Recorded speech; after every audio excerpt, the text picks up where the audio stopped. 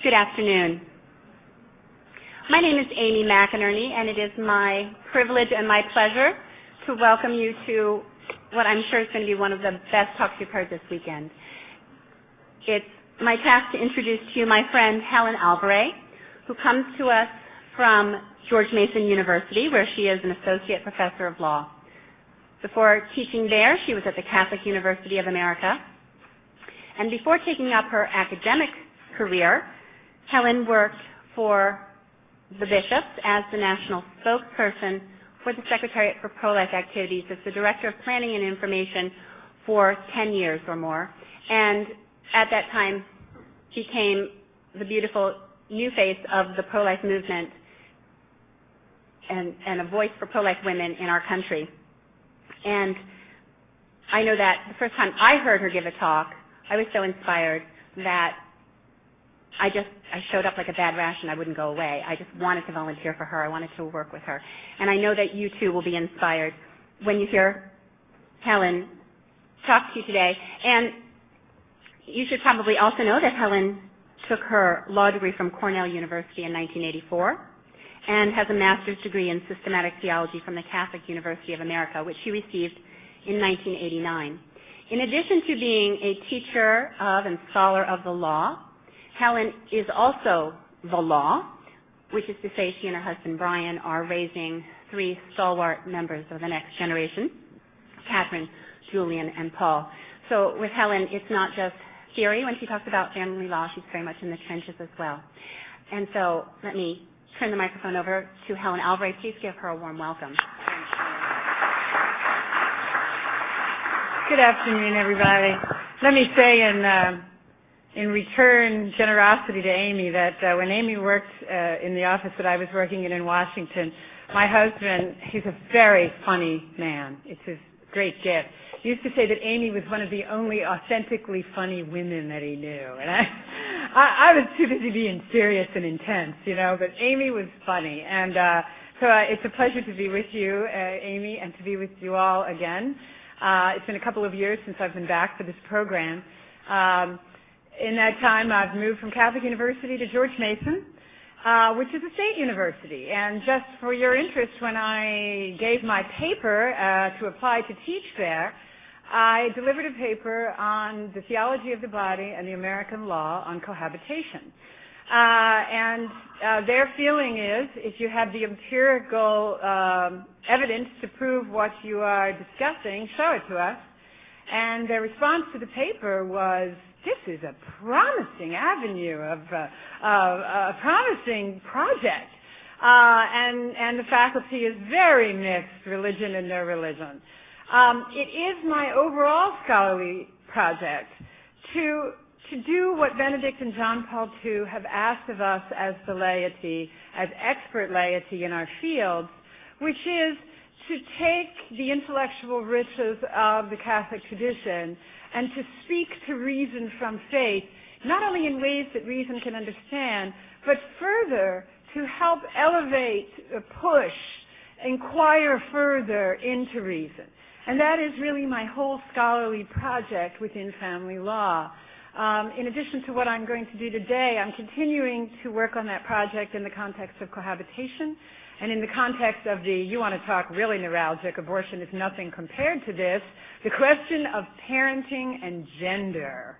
Ooh, that's really ugly, I can tell you, out there when it comes to the controversy that it creates. What I am here to talk about today is to set up for you the contrast and points of fruitful comparison between American family law today with regard to intimate partnerships. In particular, I took up the question of the notion of service, sacrifice, a mutual gift in the context of the marital partnership, and how that, if you will, plays in American family law. Now, for reasons of time and for reasons of the amount that I would like to do by way of comparison, the size of this project, I will be painting with a fairly broad brush, but I look forward to our questions and answers to go deeper on these.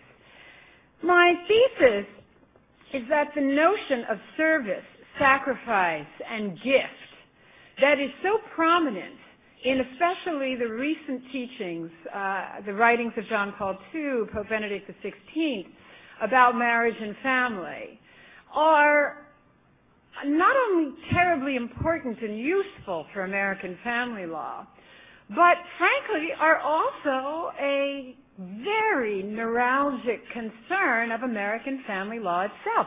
Lots and lots of scholarship from leading commentators, whether Harvard, Emory, Cornell, William and Mary, University of Virginia, here at Notre Dame, taking up this dilemma of caretaking, sacrifice, gift, a covenant versus egalitarian partnership in marriage. And so it is a very fruitful encounter between these two subjects.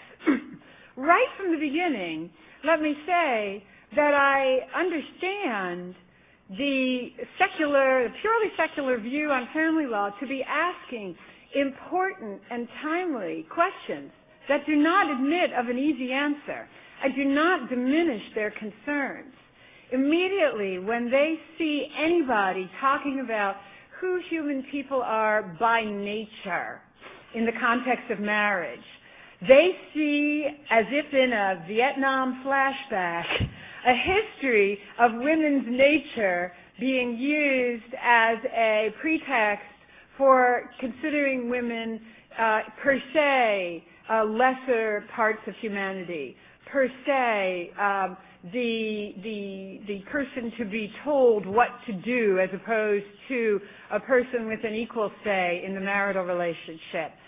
They also see that when we speak in terms of sacrifice, gift, and care, that it is the woman throughout history who has taken up the lion's share of particularly the care for the children, and also in more modern times, the care for the domestic household.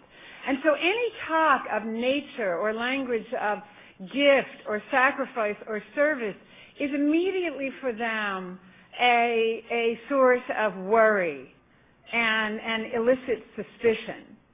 There is also the fact that we have to grapple with, that they've pointed out very accurately, that in the United States today, we have a situation where almost 40% of all children are being born out of wedlock, and women are the primary caretakers of those children. We have a situation of about 1 million children a year moving out of a family into a post-divorce situation, and they're moving out of their intact family situation. We have assisted reproductive technologies, and there's no law in any state that prohibits any person from accessing them. I mean, you know, my daughter could access it on the internet and buy, you know, gametes on the internet and have a baby without any law stopping her. Well, it turns out, not surprisingly, that women seek this service as single parents more often than men. So just de facto, we have this enormous number of children being raised in households where more often than not the mother is seeking both to work and to do all the child care. Even post-divorce, the number of fathers who stay in their children's lives is not terribly high. And so we have the actual question before us, enough of this talk of what's going on in marriage. Let's talk about how to just take care of these children. Let's understand that it's women who's taking care of the children, and therefore the entire conversation should be moved away from marriage at all and into the question of channeling benefits to children, and therefore also to their mothers, who are, in the words of the most eminent practitioner of this form of family law, Martha Feynman, their mothers who are derivatively dependent on the children, and in a way with marriage.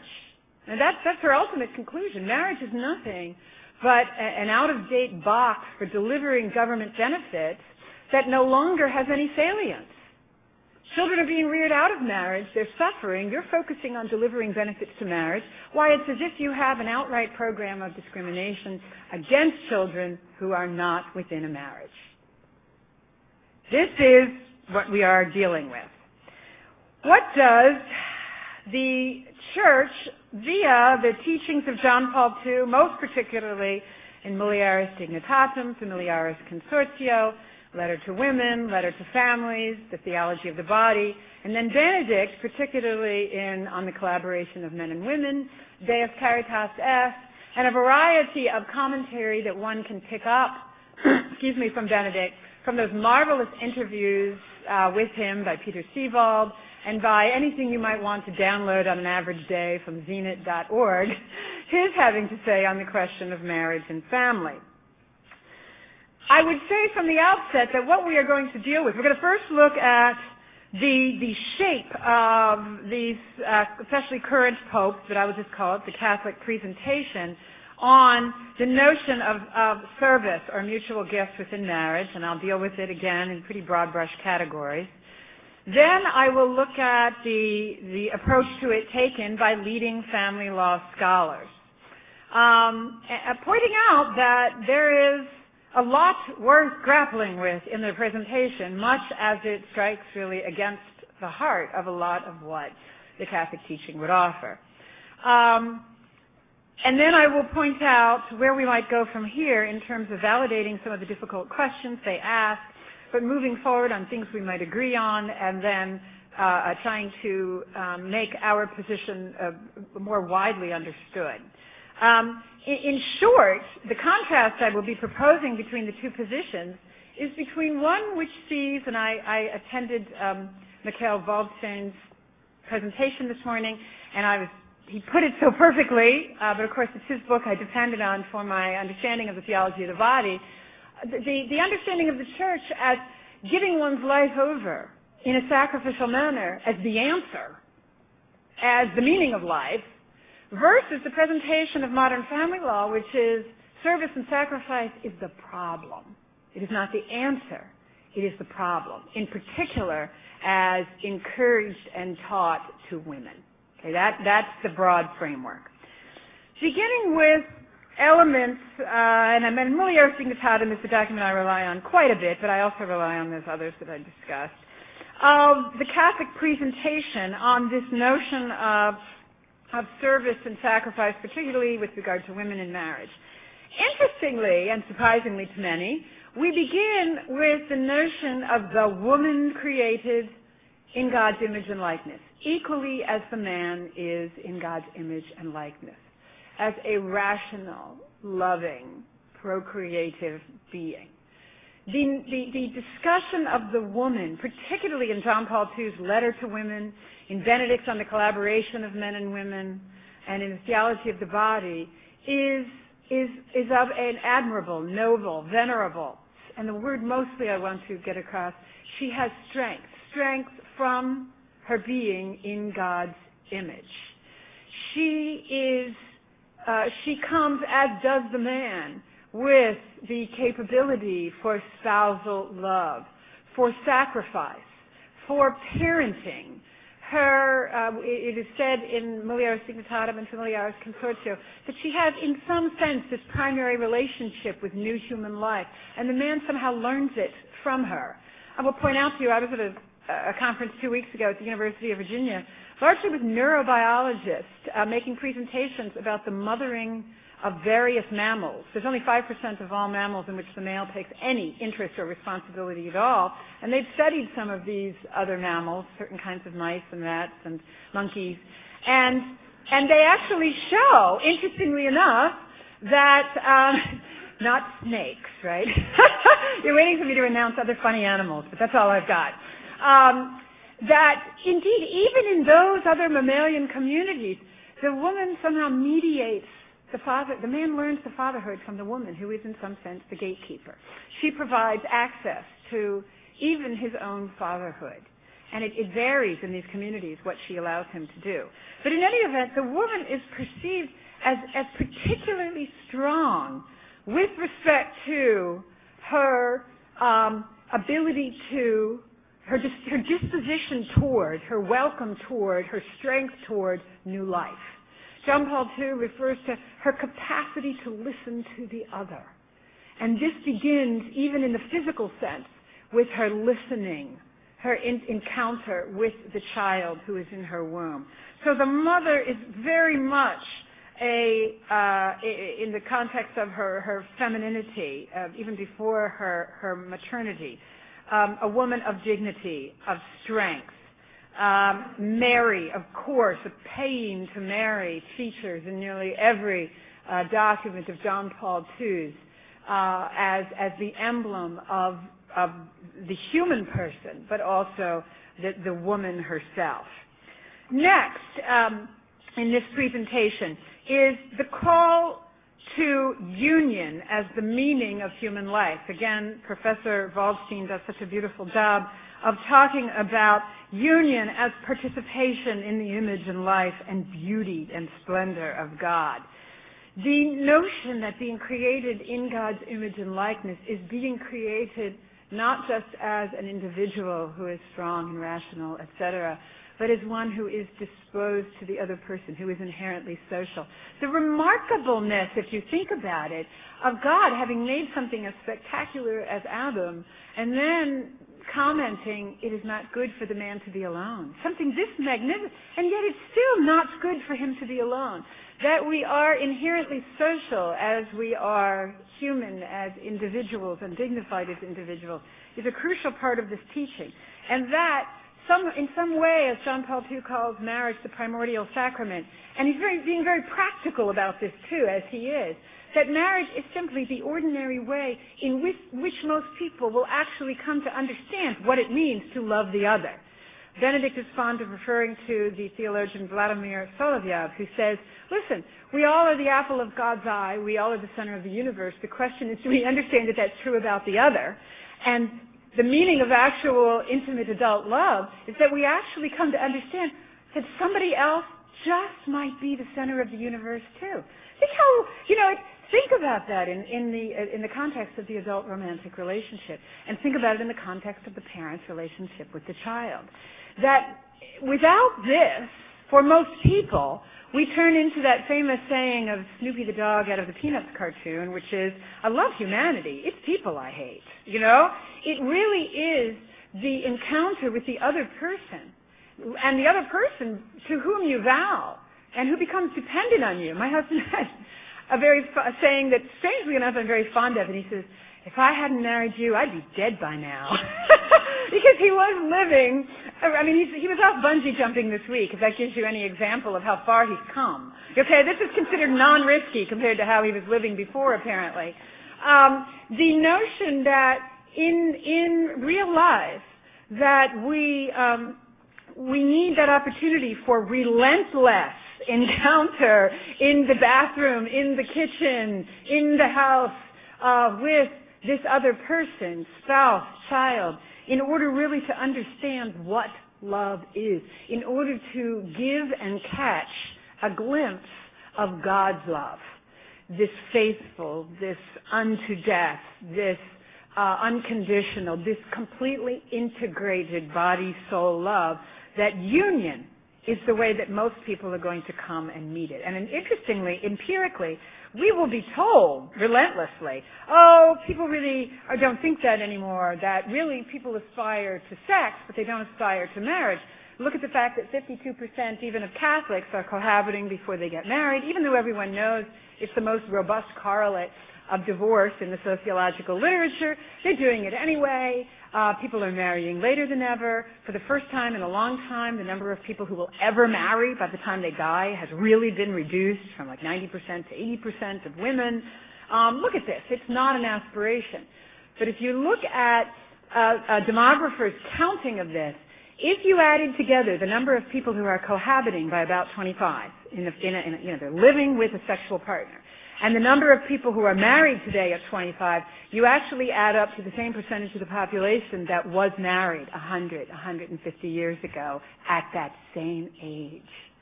So apparently, who knows that 25 is the age that's named in this particular study, but apparently there is a drive towards some kind of integral union by a certain mature age of people's lives. Not everybody, but for the limited purpose of the paper I'm dealing, which is on marriage, among the vast majority of people. It is the place where we will live out our learning to love in this kind of union, reflecting the God who made us. We also teach that the mode of union is gift. And Professor Baldstein's framing of this, it is gift, and it is the law of losing as gaining, of giving away as realizing one's true self. The favorite phrase of John Paul II from Gaudium et Spes, that it is really only in giving yourself over in service that one really learns to live, that one really has what Benedict, I love, calls real life, true life. He puts such perfect terms with this. That it is the gift that is the mode of this union. And interestingly, if you look at empirical evidence on this today, the best is being done by Brad Wilcox and Margaret Brennick is here at Notre Dame doing it, Brad Wilcox at University of Virginia, Stephen Knock at UVA, who just died.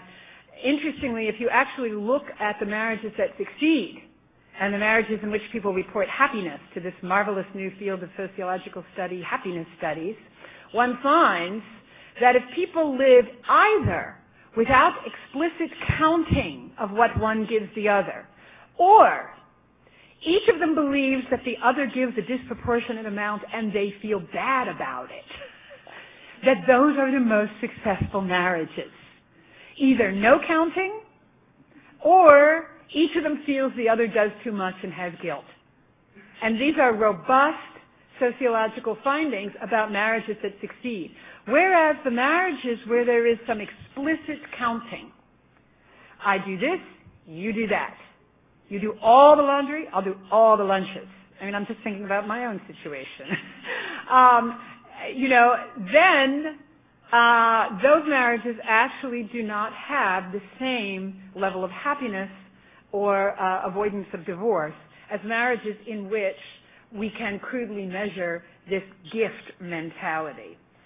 Another aspect of the Catholic presentation on this is that this marital union is integral. It is body-soul.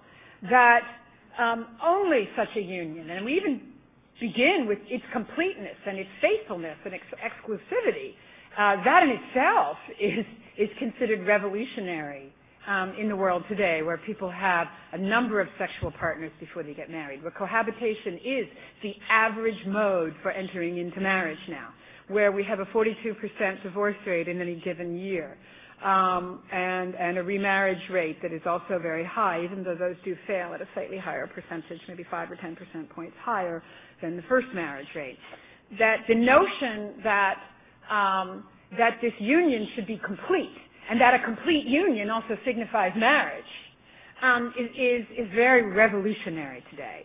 And that, frankly, and this ties in very closely with what I'll say later about family law scholarship, the body plays no role. It plays no role. The body is an object in the world whose disposition you control, but it has no relationship to commitment, to good marriage at all, to quality parenting. You can decide, and in fact, interestingly, for the first time in decades, adultery is up in recent years. I was waiting for that to happen. I wondered how adultery could stay so low with everything else that was going on. The biggest rise is among women. That accounts for the vast bulk of why adultery is going up. But even if they discounted adultery in the name of women's equality, they said adultery was big because women weren't recognized as equal partners. Now that they are, adultery's gone down. But even the feminist family law scholars hated adultery. But even so, other than that, the body was nothing. The idea that the body speaks a language that ought to reflect, to give a glimpse of what else is being said in the marital vows, is a huge advance of the theology of the body, to rescue the body from oblivion, from floating out there, having no relationship to other statements that are being made in adult intimate relationships. Yes, the statement, I like your body well enough to move in with it into a household and have sex there, but your body has, what I'm saying to you doesn't mean the future horizon. It doesn't mean a willingness to do what our bodies might do, which is to accept, to give rise to new life or to accept it if it comes. It doesn't speak. And we say that the body speaks in this union. It's integral to it. And the evidence on this, the evidence of depression, especially among women, after sexual encounters in which that language does not mean what it has said. The incidence, there's a tremendous studies in recent years about whether after uncommitted sexuality, whether women's depression leads to uncommitted sex or depression follows sex. And they followed the medical histories of a large cohort of girls, and they said, no, the depression follows sex that did not turn into a relationship. It didn't have to turn into marriage. It just had to turn into anything. And if it turned into nothing, no relationship, then the depression ensued. It didn't precede. Okay? So the studies definitely are empirically confirming what we're saying about the body speaking and what people think it means, in particular women who, in an evolutionary biological sense, have a need for this language to mean commitment because of the care they provide for children. We also have a robust notion in this presentation of the fall that involved the person including their body. And it's a thank God for it, because how else would we explain this disruption in the relationship between men and women? Original sin as a hereditary inclination, his toward dominance, hers toward, I don't know who said it because I have lost the quote, but it's my favorite description of it, conniving in her own oppression. She knows he's dominating her, but she desires him anyway. And she flaunts her attractiveness in all the wrong ways. She seeks that tight bond to get him. And then, I think this is a part of it that I've never seen discussed theologically, but I wish someone would. In 70% of all cases, she files the divorce. Women file 7 out of 10 divorce papers in the United States. Why? Is it domestic violence? No. That's far more common in cohabiting, 3 to 5 times more common. It is not mostly violence that leads it. They say, he's not emotionally invested. He didn't give me everything that I wanted in that soulmate encounter over as long as I wanted it. And this is the prevailing reason for the 7 out of 10 divorce filings being among women. So thank God we have this explanation, because this disruption is so fundamental and so widespread, leading to uncommitted sexual relations and cohabitation. Pregnancies where, and John Paul II talks in his book, Crossing the Threshold of Hope, where there is not radical solidarity with the woman by the man, but just the opposite. He leaves her. When I interviewed post-aborted women for a full year in my work at the Bishop's Conference Pro-Life Office, my major takeaway message from those women was what I came to call would be the makings of a great country song, Well, we had a great relationship, then I got pregnant. He said, babe, I love you. You have that abortion. I'll be with you forever. Now he's gone. That was the song. And you heard it from most of the women, okay? And so this disruption needs explaining. And the Catholic teaching on the relationship between the male and female does an excellent job of getting at it, through the story of the fall. We also promote, and this is really controversial, that there are sex-tied gifts that the man and the woman bring. And every time, I love it, in the interviews with Peter Seewald, when Benedict is asked about women in particular, he'll say, well, wouldn't want to get too specific on that, really. But here's some things that I think, and what he says is what he can say based on who he is and what he knows, which is theologically. There is something, the body does not mean nothing. We are not, and he always makes sure he says, we are not reducing women to their biological substrate. We are saying rather that the body does not mean nothing, and there is something about her biophysical openness to new life. And I would add to him, there is an awful lot in the empirical literature that adds that it's not only biophysical, but it is also, it's neurobiological, it's sociological, it's inbuilt in many ways, it's hormonal, that she also takes the role of mothering over in a very particular way. And she gatekeeps it. They say one of the, among young black men in a study in Minnesota, they said, what's your problem with getting together with the mother of your children, 4 or 5 of them, unmarried to all of them? And they said, she and her mother won't let me in many cases. Now, they had their own irresponsibility problems as part of it, but they also said, when I tried, even if infrequently, she and her mother won't let me in. I'm not allowed. And indeed, this is an issue where women have a particular, unstudied even, assumed first bond with this child. And this is not to be the sum total of who she is, but it certainly is a part of it. And certainly now that we've had several decades of women being able to choose a whole variety of strategies for having children and also being participants in the public square, we see how women have chosen with their feet. About a third work part-time when the children are small, about a third work full-time, and about a third remain home full-time without work outside the home. Interestingly, if you ask women what their actual preference would be, most would like to work part-time in something. Most are not doing their preference. Most would like to work part-time in something. And so the opportunities are there. Women are graduating college at a higher rate. Law schools, med schools, many cases have moved to 55% women, 45% men across the nation. Colleges, 57% women, 43% men. And yet, women confront the dilemma of the amount of care that they will provide this child differently. I think of an experience I had that was so primal, that was so unexpected.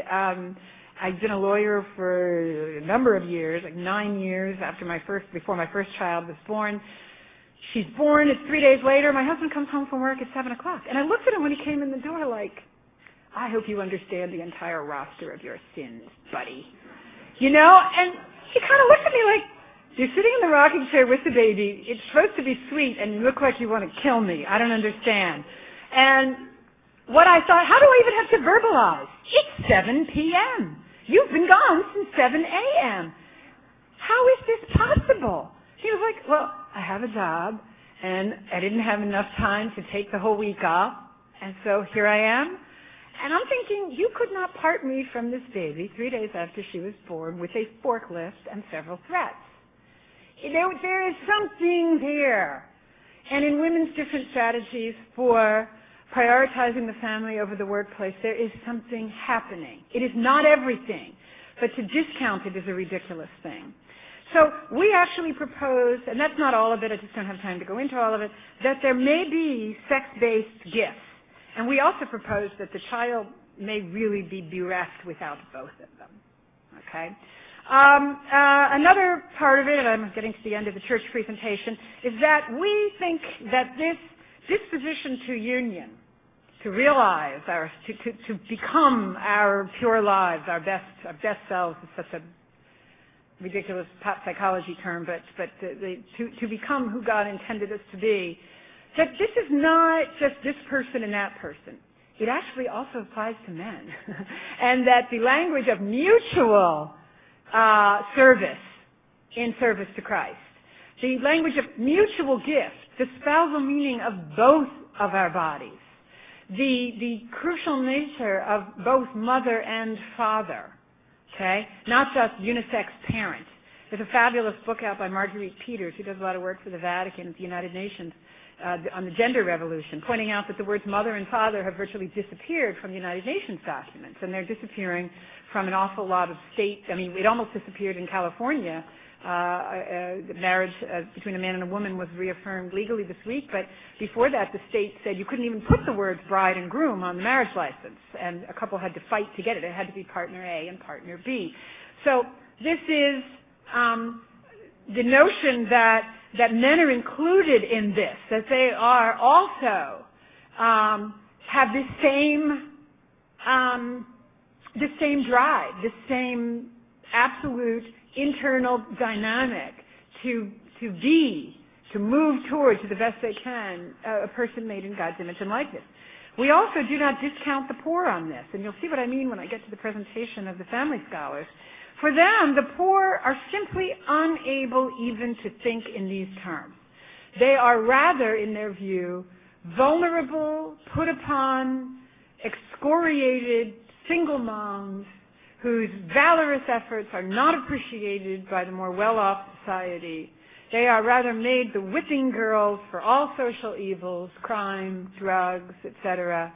And how could we possibly expect people in this situation to move toward what they perceive as the luxury of marriage, the expensive wedding, the home, the car, that has become, in Americans' view, the sine qua non of an actual marriage. Marriage is also money. It's a luxury economic status now. And I'll talk a little about the studies on poor women about that. They rather are simply wallowing in desperation and need nothing but money, and money will fix it. In other words, let's be Sweden. Okay? Let's be Sweden, where I think at this point Sweden and maybe the Netherlands, and I think Britain just moved toward it, half of all babies are born out of wedlock. The government steps in as the second parent and is obligated to financially be what the second parent would be. But although interestingly, if you actually look at the Swedish studies, the children still have, of those unions, with all that money, they only have a 3% differential between out-of-wedlock children and in-wedlock children. They still have the same loss of emotional and educational capital that we see between out-of-wedlock and marital children in the United States. The money doesn't quite do it. You need something more. We also, interestingly, I think this would be an interesting in, I mentioned this as an aside, to the question of same-sex marriage. The emotional writings of the Jonathan Roushes and the Andrew Sullivans of this world about the gay man's need for love and union and permanence. It's a real cri de coeur regarding the losses and tragedies in their lives. And their cry for marriage is, I think we ought to understand and sympathize to begin with about their humanity and their longing for union in the first place as a way of dialogue before we get to where we must go, which is not marriage. Not marriage. This is not what marriage is, but what can we do as a church that recognizes this as a part of the human person? The other thing that's really interesting about the Catholic position on marriage and service is that we see it as primarily a personal and subsidiary task of the family. We do not think that impersonal third-party forces can execute it first. It rather must be done, worked out, in fear and trembling by each person in their life, and then in the society of their family, and then the family out to the larger community. But you'll see that that's not the case in family law, which sees that that the state and the community somehow, get this, all of us who have kids, imagine your neighbors caring every bit as much about every little thing about your children as you do. This is not to excoriate our neighbors. It's simply to say, who thinks this system is real? But that's actually what they're trying to promote. It takes a village model, has a truth to it, which is, without good schools and communities, etc., we'd be lost. But the village can't actually raise the kids. It's primarily a personal subsidiary task. Interestingly, and it also is a task that begins with two adults. In the family law scholars' context, the adults have so screwed it up, they are no longer capable of it, that we have to say, if you want to contract with one another, particularly if the woman wants to let the man contract with the relationship with the baby that she's born, so be it. But working out things between adults, the patriarchy is too sick and too violent and too incapable of making this happen. So forget about the adult-adult relationship and shift all of our legal and community efforts to the adult-child relationship. That in itself is a complete giving up. Might be one final thing about this is the child is, in the Catholic view, is completely integrated into the description of the marriage. One does not talk about losing oneself. One does not talk about gift without understanding the full dimensions of this gift.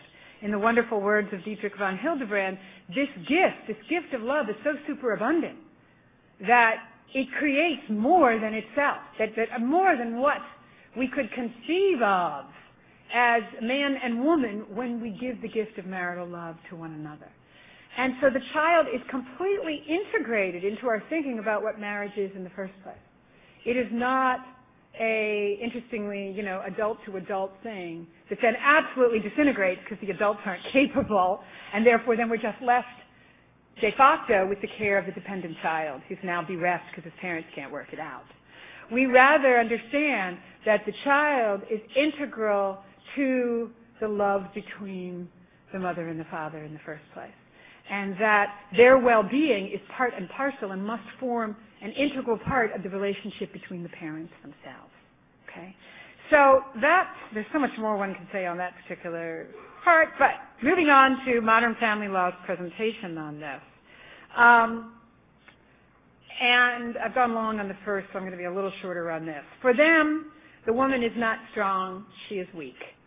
She is, Martha Feynman, formerly of Harvard, now of Emory, says, she is, the first thing to be said about the woman is that she is vulnerable. Her body is weak. She bears the children and is an object of social scorn on account of it.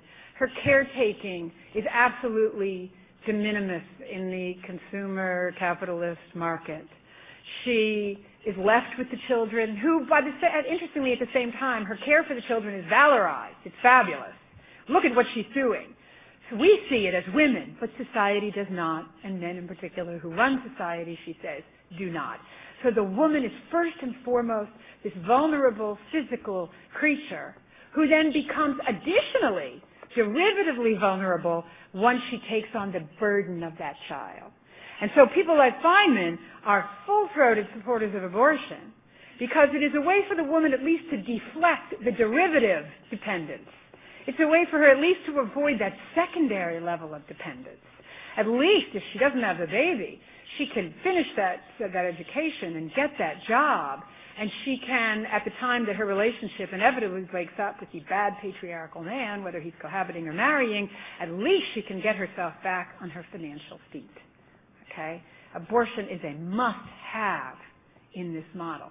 Ruth Bader Ginsburg, our most outrageous pro-abortion Supreme Court justice, said in the last opinion in her dissent, it is the linchpin of all authentic freedom for women. Okay? The linchpin. Okay? And without it, we have nothing. So, first and foremost, the woman is really weak. Second, what about union, service, as an essential aspect of our lives? There are some very wonderful sociologists, family scholars, who acknowledge this, even though they tend to see it more in the individual nature than the union. They say we need union to realize ourselves. How do you know who you are except in the give and take with other people around you? So Mitt Regan of Georgetown, Robert Bellah, the famous sociologist, it does tend to stop at we wouldn't know who I am without the encounter with you. It's not so much what the union itself is or what it might result in, procreation, new life, even there. But as for the feminist family law scholars, they have said, Vivian Hamilton, a pretty new scholar writing from William and Mary, says the state has no interest whatsoever in the companionate or union-desiring aspect of marriage. It means nothing to them. The only question is, are the children starving or going to jail? And if someone is sick, is someone other than the state there available to provide care for them when they're dying or sick or mentally incompetent? That's all we want is caretaking. But as to this union part, what does that have to do with the good life for families, for individuals, or for society? Nothing. Fascinatingly, the only people who are writing in an eye-watering way about the desire for union are gay men. The most emotional, compelling, beautiful writing about the human need for union with another person is Jonathan Rauch, Andrew Sullivan, gay men working on behalf of same-sex marriage. And the straights have lost it or something, I don't know. The next point that is often made in these presentations has to do with the body. Fascinatingly, the body never really, other than validating women's libido, okay, as equal with men's, we always, in family law writing from the feminist family law group, encounter women either wanting an abortion or having the babies and not being appropriately valued for it. We never have the discussion of how we got into this situation. We are led to believe that it's because we're weak and vulnerable and taken advantage of. And whenever this does arise even a little, the discussion of domestic violence is there. right beside it. They call it intimate partner violence, and they never differentiate statistically between the marriage and the cohabiting or dating. And the marriage is really a very small fraction of it, even though it is not to be, we do not look away from it. It exists. But I'm just pointing out that they conflate it with all relationships, and it ends up looking like men are pretty darn violent when you conflate it. One of the places you see it really badly is in step parenting, I'm sorry to say. It's not a pretty figure. But the idea that the body has anything other to do than avoid violence, express its sexual desire, it has no relationship to their theories about union. It has no relationship to their understanding about what marriage is.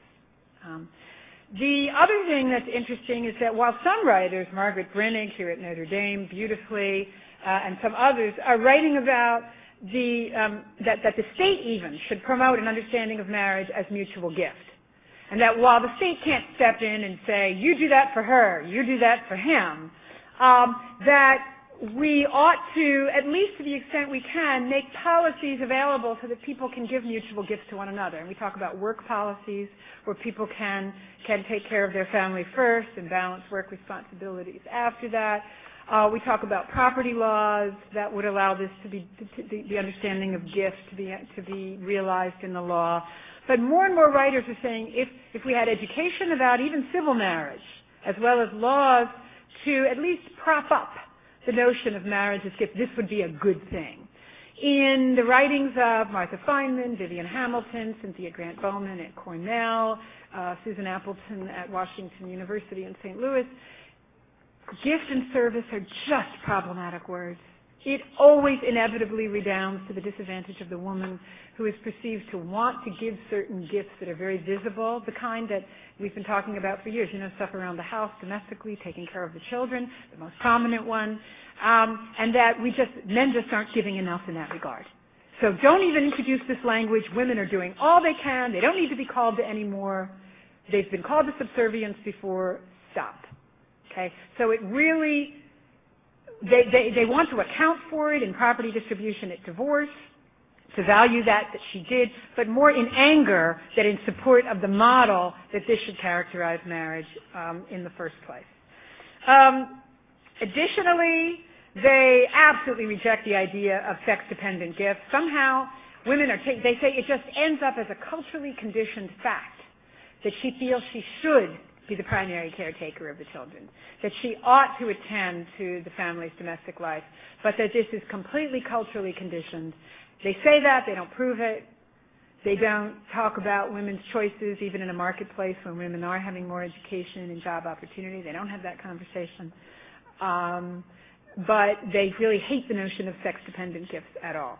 And actually, there is some studies that show that the best marriages are either where the marriages that tend to last the longest, but this is conflated with studies about the fact that educated people's marriages last the longest, or where couples don't have rigidly defined sex-dependent roles, or where they have more or less traditional roles but are still cooperatively parenting. That these are the marriages that last the longest. The one about androgyny in parenthood, where they both do things that were perceived to be typically male and female, this is conflated with the fact that people who graduate college are also drastically more likely to have long-lasting marriages than people who don't. And they do tend to take a more equal sharing view of marriage. So it's not clear how you can tease out those statistics. The other thing about the modern family law take on this is that they are not inclusive of all humanity. I think I've already expressed that.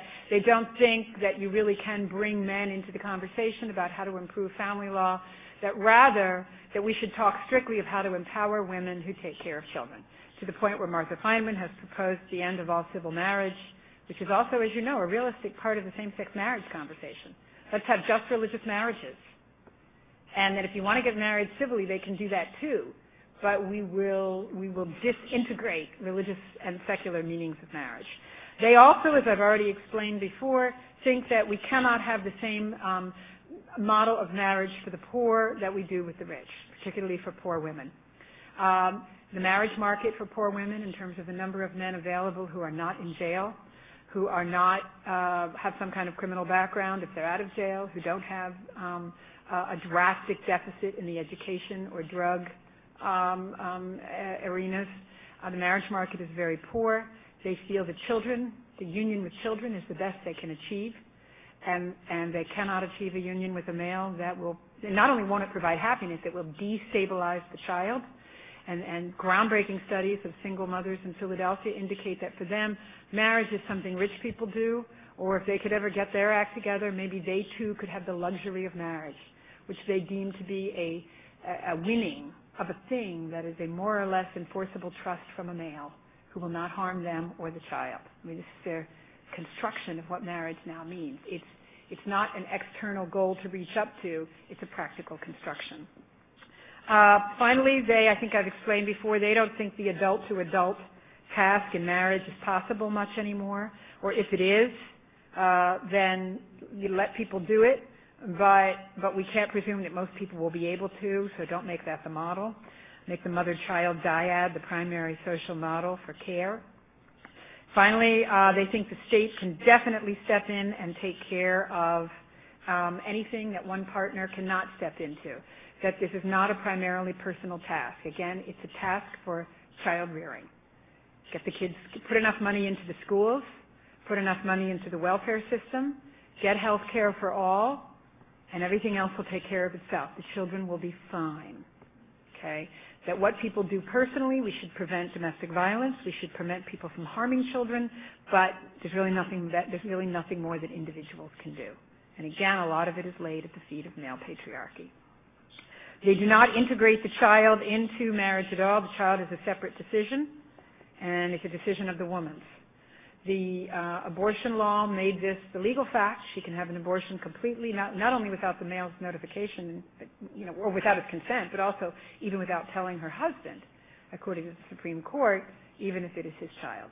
This has carried over and spilled over out of the abortion arena into other areas. The welfare model that we have now requires the woman to get the husband involved, or the father, I should say, in order to get her welfare check. She has to allow the state access to the male for child support. But the idea that somehow the child is integral to her, that procreation is integral to her relationship with the man in the first place, is utterly gone by the boards. The child is a separate decision, and it is the woman's decision. In conclusion on this, where do we go from here? Well, we have a couple things we can do. First, the feminist family law model is not winning hearts and minds, okay? Again, I thought, Professor Waldstein, your comment this morning about the beauty of the model of union, it does appear, and empirical studies seem to confirm, that the poor people, male people, female people, Americans generally, and in global studies, people think that part of the good life for them is going to be a loving, permanent union with someone of the opposite sex in a good marriage. Okay? So we have this most definitively with us. We also have some good things in their model, which is their move away from the idea that anybody should be considered as an individual by themselves, that all people are social, even if we would shy away from the idea that all people are absolutely vulnerable and incapable of making responsible sexual decisions or responsible marital decisions. We also have their wonderful focus on the well-being of the child. It is a national crisis right now. In major urban areas like D.C., we've got 75-80% out of wedlock birth rate. 75-80%. Okay? We have 1 out of every 4 teenage women in the United States with sexually transmitted disease. We have 38% of all children born out of wedlock, 1 million children a year coming out of the divorce courts without an intact family. We have many children in step-parent families, which, despite some families' valiant efforts, simply have a really difficult time sociologically delivering in the same way that the intact marriage does. This is not to condemn. This is just to sort of point out our crisis. So we have this focus on the child, which is absolutely immediate and needs our attention. The single most misunderstood portion of all of this has to do, I believe, with the meaning of the human body in connection with sex, love, and marriage. And until we rescue and integrate back into our understanding of sex, love, and marriage the meaning of the human body. And in particular, right now, the female's part of this. We really will not be able to speak to these scholars in the other arena. We have to work together on programs to take care of some of our fundamental problems without undermining our long-term goals. And we have to acknowledge what good they are seeking to do. But until we integrate the child back in to the loving union, until we put together body and person in the meaning of the union, until we see union for what it is as part of the meaning of all persons' life, and until we can utter the words sacrifice, gift, service, as to the woman as well as to the man without running afoul of feminist dogma and pierce through that, we're going to have a tough time. I've talked a long time. I'm going to stop now and take whatever questions we can. Thank you.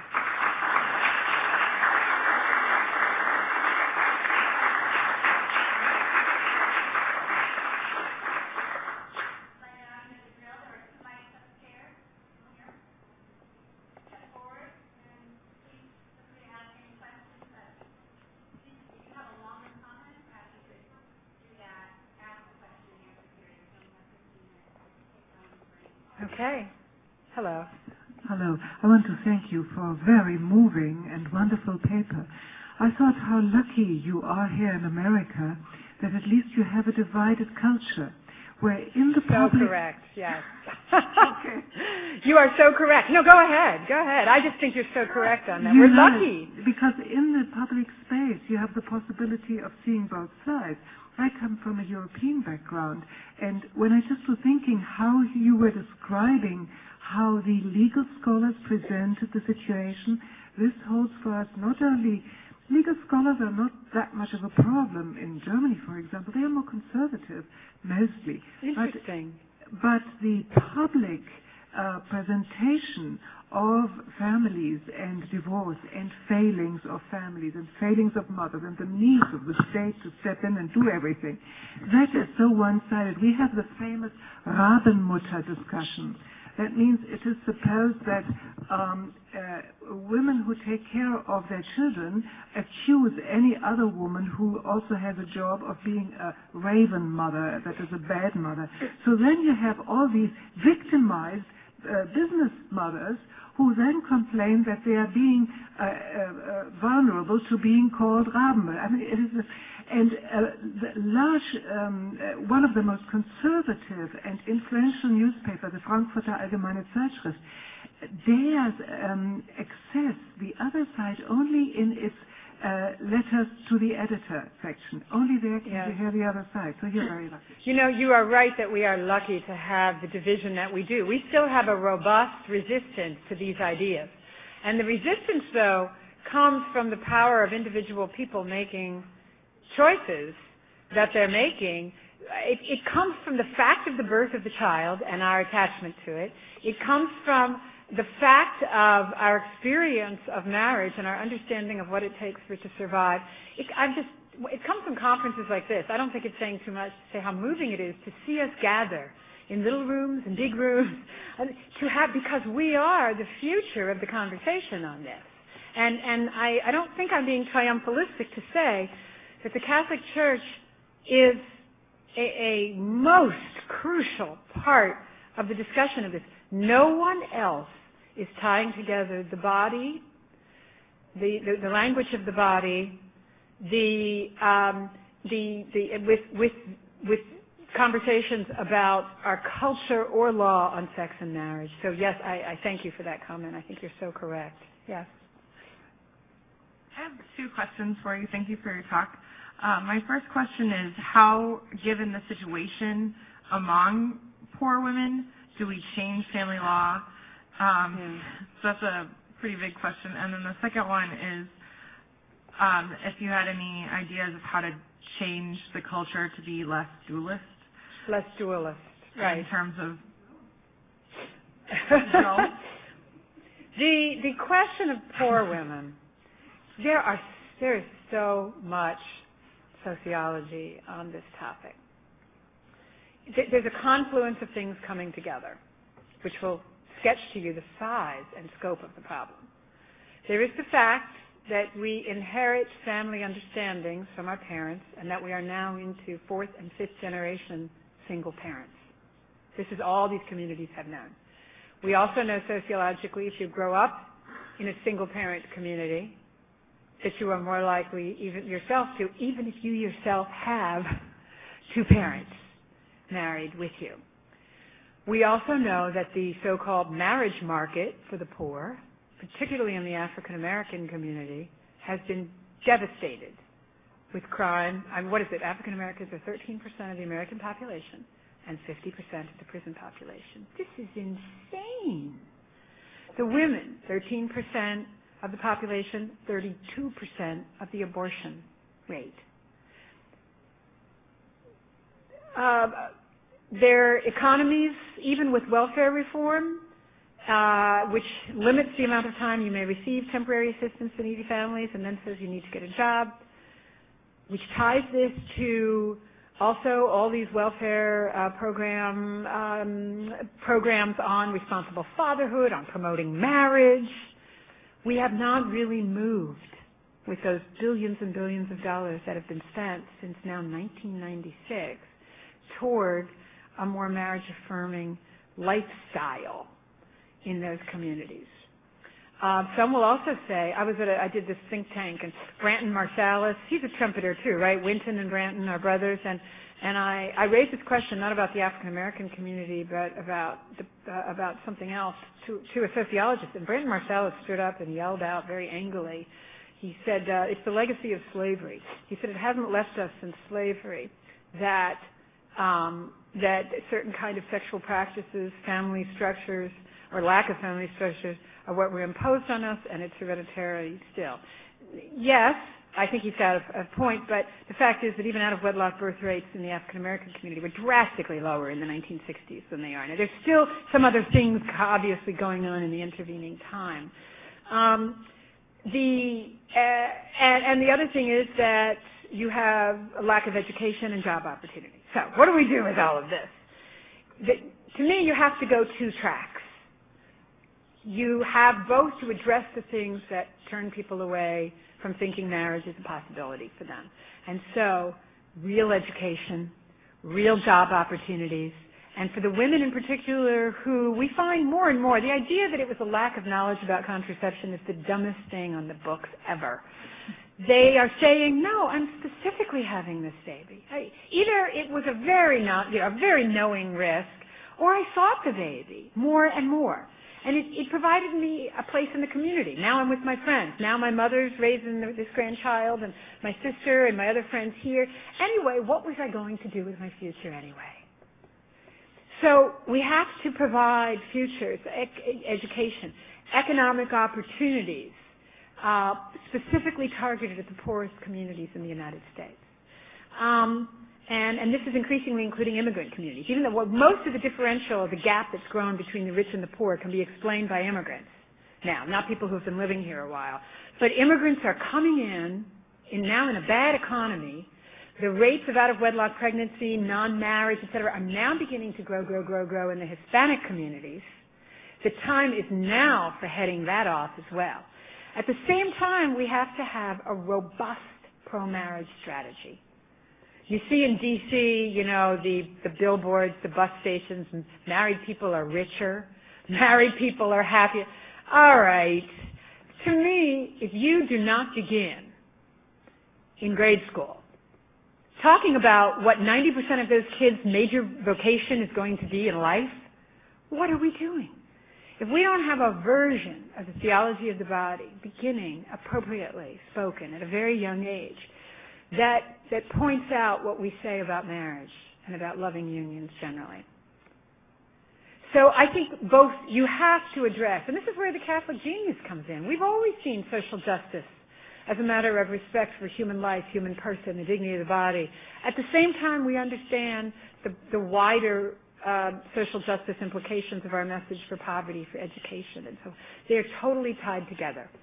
The real consistent ethic is an absolute necessity for actually approaching these problems.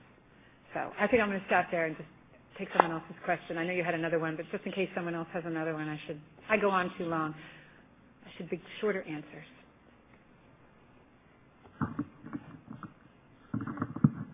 Microphone's falling off. Thank you very much for your talk. I really appreciate it and just learned a lot.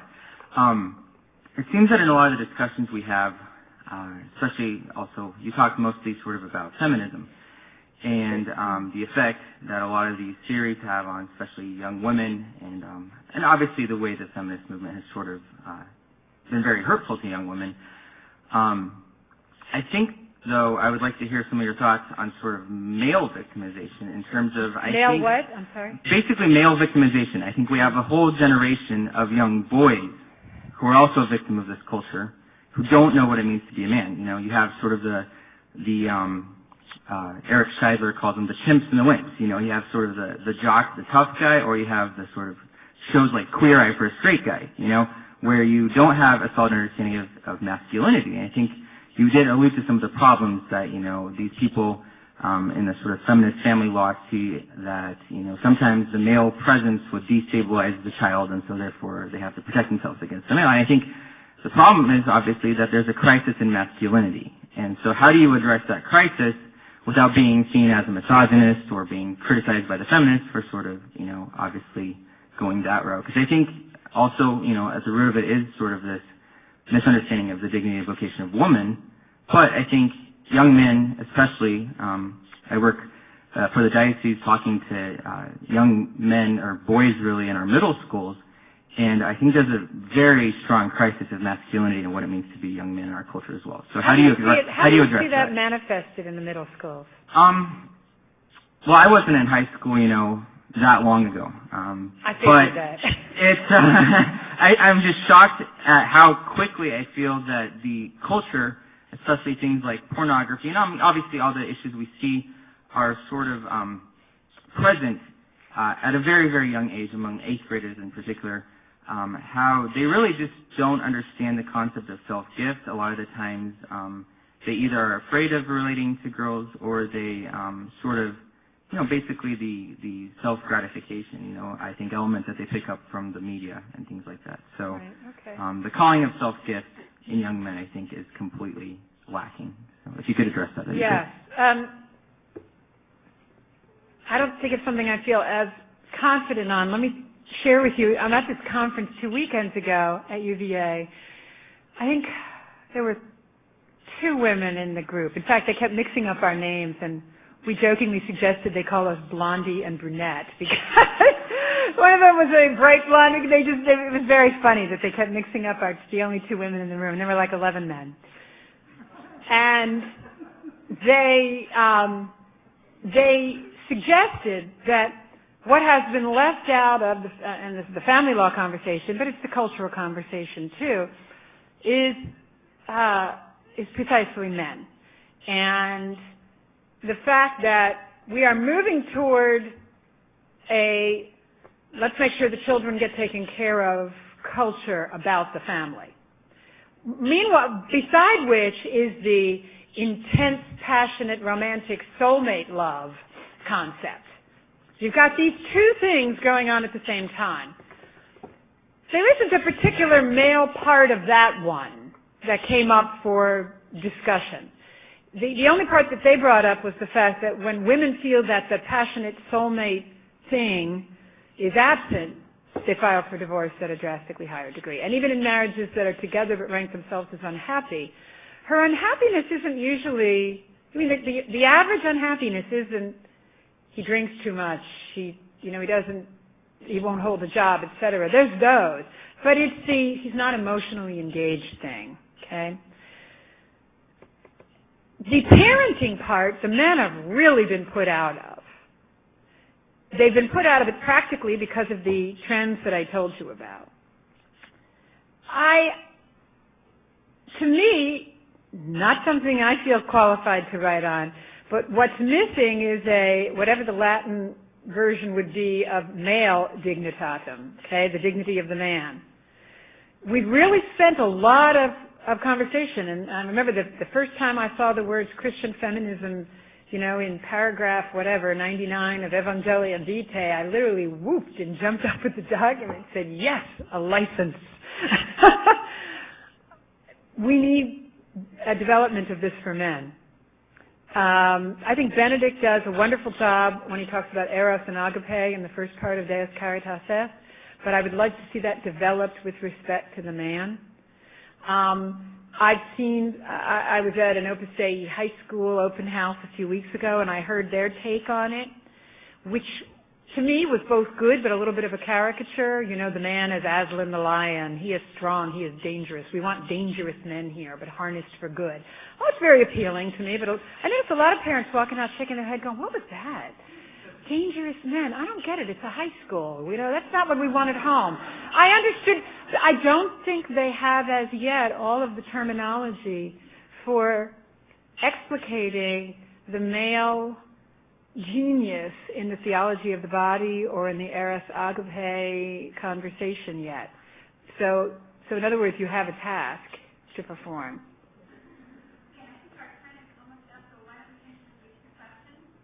Okay.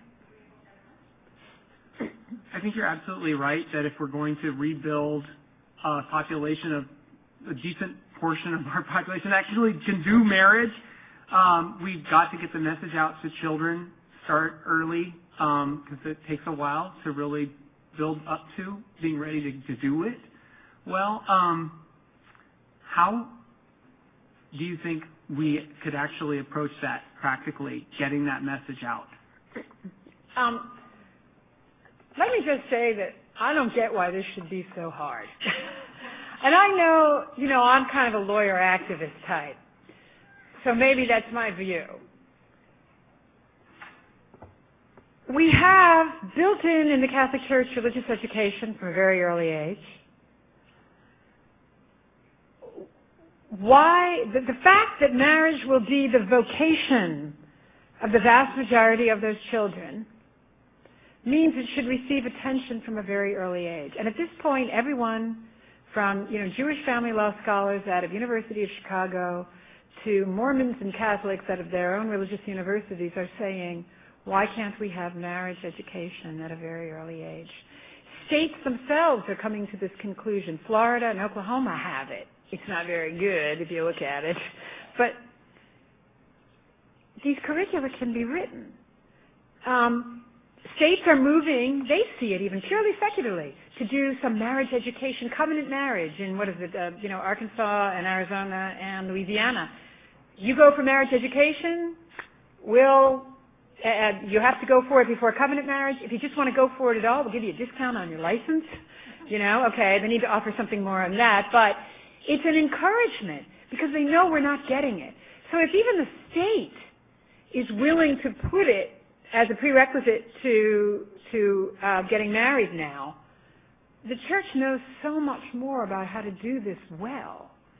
I don't understand why there's not more of a move on. I'm an advisor to the Bishop's Marriage Committee, and it certainly forms a part of the conversation that we've been having for 3 years. I really don't get what's so hard about this, is where I'll leave that. Do you?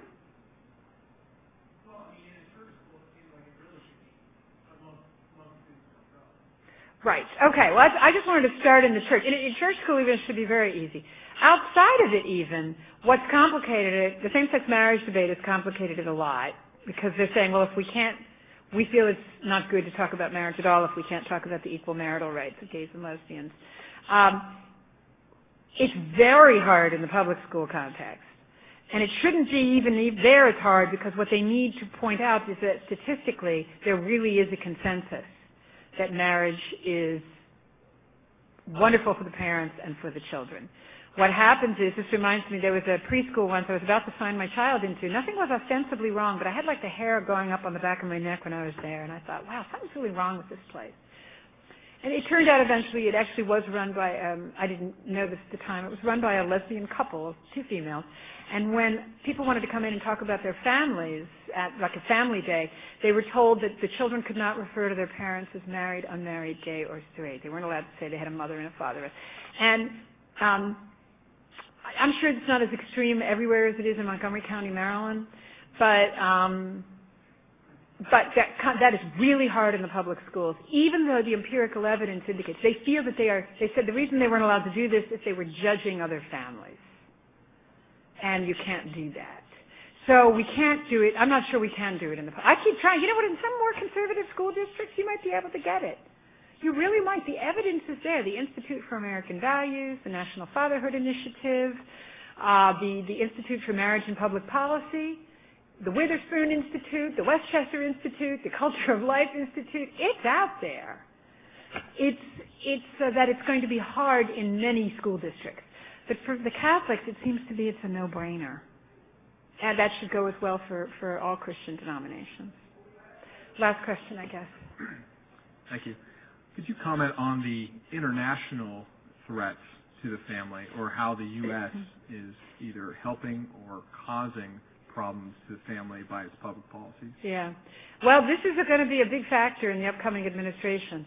Under the Clinton administration, just some of the work I did with the conferences in Cairo and Beijing there, they were pushing for gender neutrality on everything, parenting versus mothering and fathering, abortion as an international human right, the linchpin of women's freedom, which was a big part of both of the 1994 and 95 international UN conferences, as women's ability to control their fertility as the linchpin of women's educational and economic success.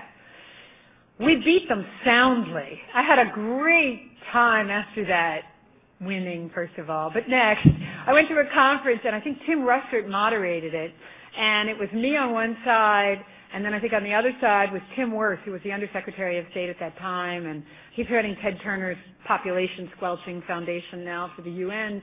And this is at Georgetown, and what's his name? I just forgot it. The commentator who just died. Yeah.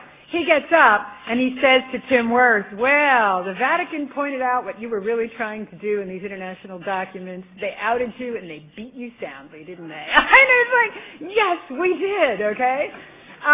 Then, under the Bush administration, we've had a lot of success. Bans against cloning.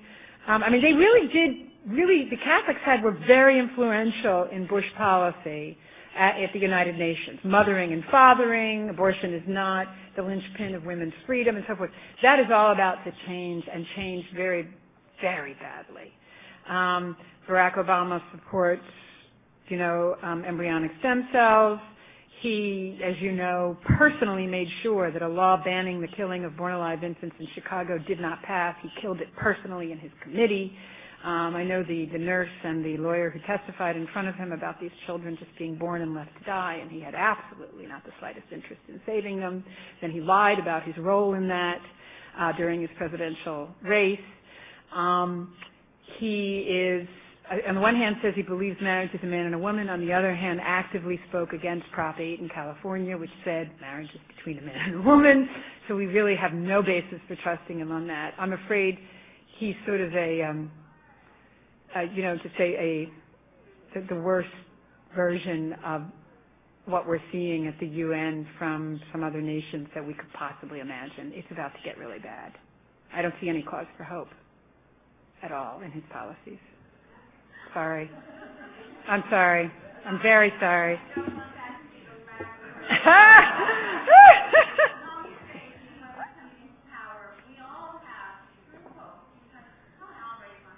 Yeah, right.